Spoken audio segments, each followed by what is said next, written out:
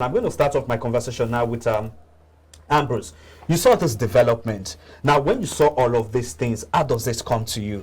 To you, I know it's a welcome development, but then again, let's look at it in a broad spectrum now. What ripple effect will it have across the ecosystem of the Nigerian economy? You know, the move to suspend the recent tax is a relief for businessmen in Nigeria, especially the manufacturers, because before now, all of them have been grumbling, how are they going to add this to the burden already that is on ground? Suspending it for me is a relief for them. Now, to go further that, yes, restructure the whole tax system, because it's a statement that the president made on the day of that this multiple tax system will stop, so that encourage investment and all that. So now this is a step towards that already. Suspending that means you want to look at holistically all the one have on ground before. How can even I said it to even protection of vehicle and all those stuff. They said for me it's a good move, but the moment set also should also look inside.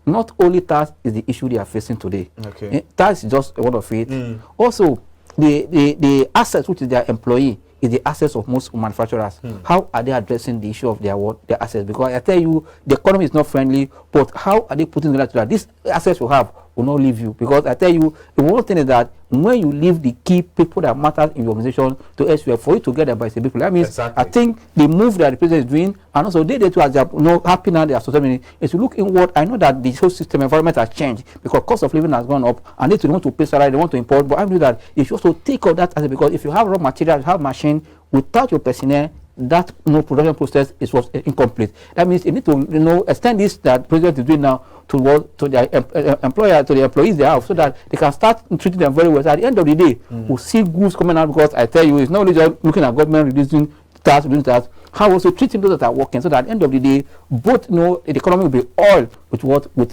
having manufacturers, consumers, because I tell you, if you manufacture, there's no people to buy it as your goods will not somewhere. That means the weak purchasing power. That means we need to make sure that it goes around that the people that will pick those goods from the shelf are there with improve purchasing power. So at the end of the day, your goods will live, and then we the investor cannot see you posting a positive number at the end of the day. We not see your earnings are part of our price, and we're also making money, because it's a cycle.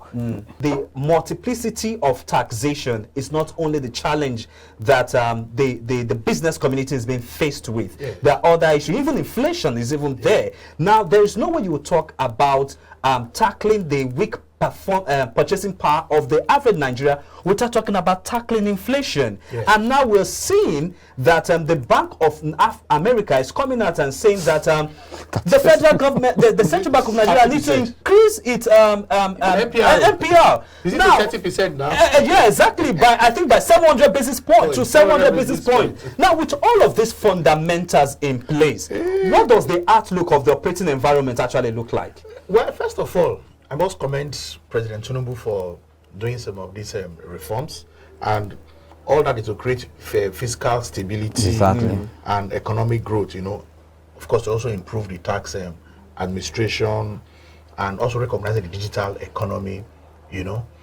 Yes, Ambrose have said it. Apart from taxes, you have your personnel you need to take care of. Human resource is very key. Then you have mentioned now inflation. How does it up the operating environment now? Yes, President Tinubu knows what he wants to do, and it's just to create business environment. But how does he go about it? You can see they are coming to advise us that we should increase our MPR to 30%. If you watch me on this show, I had always said that is hawkish. When you just keep increasing your rate to at the expense of the economy. Exactly. Now with 30%, let's assume we increase by 700 basis points and we get to 30%. And now I want to start off my own small scale business. And that 30%, that's the NPR now.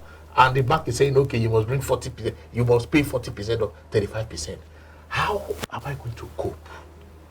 So when you increase NPR just in isolation, then you are just strangulating the economy.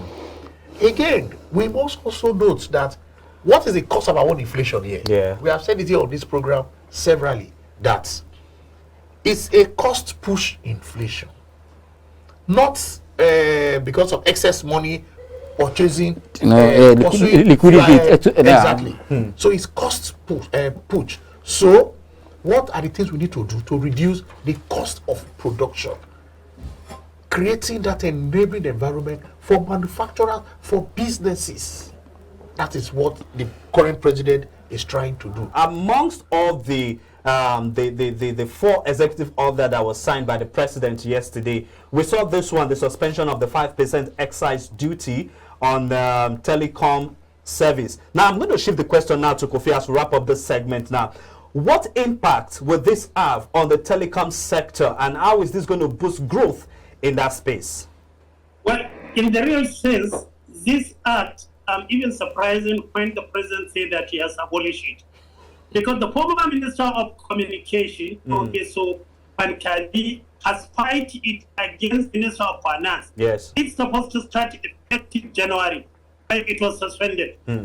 So I did not know when it even started working. But however, since the president has suspended it, it's a welcome development. But I can tell you, it never works. Because the Minister of Communication fight against it, and the president dropped it. I think the president just signed the act at the last date to depart, 28 May. So what the president did, he now said that it was not effective before end of his tenure May. Yeah. So now maybe it started in June and he cancelled it. It's a welcome development. Yeah. Don't forget, every telecom user is paying VAT. Yes. And what is VAT? 7.5%. Yes. That is good enough, even though we have a cheaper VAT. Go to Saudi Arabia, where they say it's tax-free. The VAT of Saudi Arabia is 50%. So if you come down to Nigeria, if you go to Ghana, they have double G. I have been to South Africa since 2014. Their tax VAT is more than 30%. So across Africa, you hardly get a country that use VAT single digit. Nigeria is still 7.5%. So all in all, we say we have a friendly tax, but it's good they suspended the 5. Because if you add 5% to 7.5%, it will be 12.5%. It's still below 15% charged by Saudi Arabia, where they are oil boom. So I think that we are doing all what is possible, and it's more encouraging to the investors and to the local. Don't forget, already we are feeling the fear of removing the oil subsidy.